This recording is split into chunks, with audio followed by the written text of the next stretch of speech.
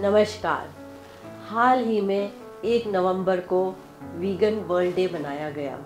Vegan diet क्या है और ये आजकल बहुत प्रचलन में क्यों आ रही है, इसको जानते हैं। So my today's topic is vegan diet and creative cooking.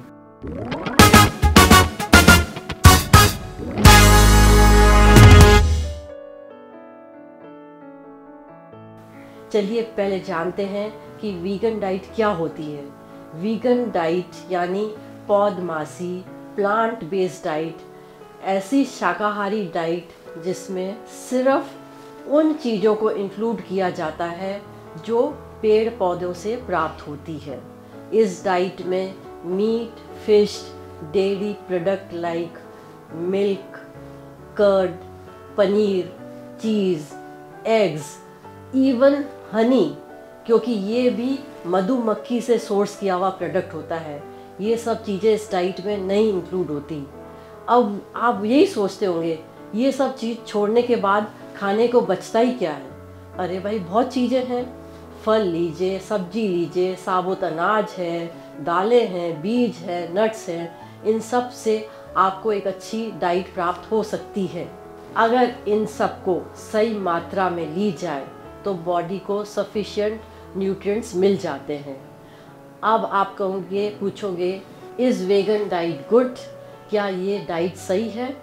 बहुत हद तक ये डाइट से एनवायरनमेंट यानी कि वातावरण ठीक और सुनियोजित होता है। जानवरों को मार के उसकी प्रोसेसिंग करके ग्रीन हाउस गैस बनती है जो कि पर्यावरण को ख़राब करती है। इस डाइट में फाइबर बॉडी को ज़्यादा मिलता है जो कि आपकी गट प्रॉब्लम को सॉल्व करता है। खराब फैट की मात्रा बहुत कम होती है और इससे कोलेस्ट्रॉल नहीं बनता है। इससे वेट आपका नहीं बढ़ता और कई बड़ी बीमारियां जो क्रॉनिक डिजीज़ होती हैं वो बहुत हद तक कम हो जाती हैं, जैसे heart problem, diabetes, kidney problem और तो और। एक कैंसर रिसर्च ने भी यही कहा है कि 15% तक कैंसर रिस्क भी कम हो जाता है। पर आपको ध्यान देना होगा कि इस डाइट में vitamin B12, iron, calcium, vitamin D, omega fatty acid और प्रोटीन की मात्रा पूरी मिल रही है कि नहीं। और अगर नहीं मिल रही है तो please take food supplements, fortified food. Please आप किसी अच्छे डाइटिशियन या न्यूट्रिनिस्ट के पास जाएं और अपनी डाइट को प्लान कराएं, क्योंकि पिछले ही दिनों एक मशहूर इन्फ्लुएंसर की डेथ 39 साल की उम्र में हो गई थी, क्योंकि वो 4 साल तक वो रॉ वेगन डाइट पे थी।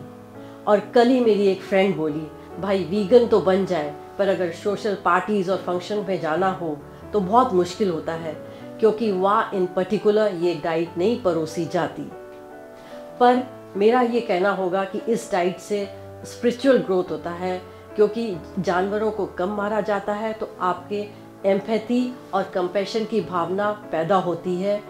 These people, vegan people, are more concerned about environment, और जो वाटर वेस्टेज होती है ड्यूरिंग प्रोसेसिंग ऑफ एनिमल वो भी कम हो जाता है और हेल्थ बेनिफिट्स तो हैं। एक्टर जॉन अब्राहम जाने माने शो में उन्होंने बोला था कि वेजिटेरियन डाइट से आपको पूरा प्रोटीन मिल सकता है। सोया, टोफू, किनोया, पीज, रेड मसूर दाल, राजमा, ये सब तो पौधों से ही तो मिलता है। जानवर भी तो क्या खाते हैं? पौधे ही तो खाते हैं, हरा चीज़ तो खाते हैं। और आप जानवरों को खाते हैं, आपको उनको खाने की ज़रूरत नहीं है। आप भी पेड़ पौधों से जो मिल रहा है आप उससे खाए। आप क्यों एक मिडिल मैन बन रहे हैं? पर मज़ेदार बात देखिए, आप इस सब चीज़ों को तो छोड़िए पीछे, आप एक क्रिएटिव कुक बन सकते हैं। Try experimenting plant based things. नहीं तो क्या आप सिर्फ ये सोचोगे कि क्या आपको सिर्फ घास फूस खा के रहना है? नहीं नहीं, बिल्कुल नहीं।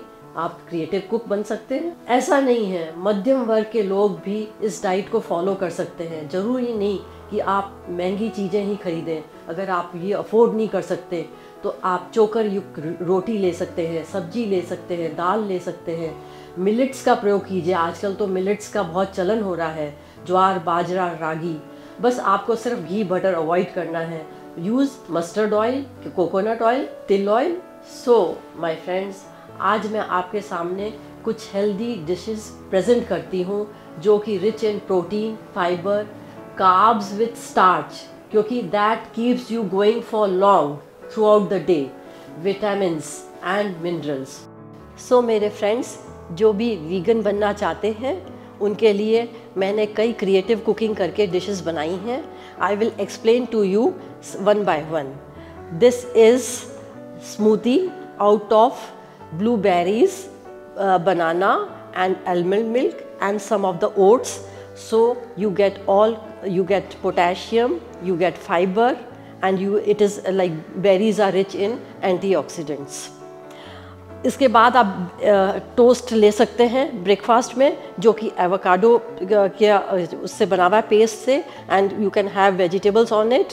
And avocado is like ladies के लिए, फर्टिलिटी के लिए बहुत अच्छा होता है, and it has lot of like protein and calcium and iron, everything in it. Now let's move to lunch. Lunch you can have salads first. This is falafel salad, और ये hummus डाल के बना है with the base of olive oil and some like ingredients like oregano and salt and pepper. तो ये भी अच्छा होता है क्योंकि ये भी चिकपीस से बनता है और तिल से बनता है, जो कि प्रोटीन रिच होता है और ओमेगा फैटी एसिड्स होते हैं। This is quinoa salad, and quinoa is rich in protein, so you can have as a single diet also. And this is tahini wrap roll. इसके अंदर टोफू है जो कि रिच इन प्रोटीन है, and potato है जो कि rich in carbs with starch, and उसका तिल है, तो as you know तिल is rich in omega fatty acid, so you get all the ingredients in it, one dish.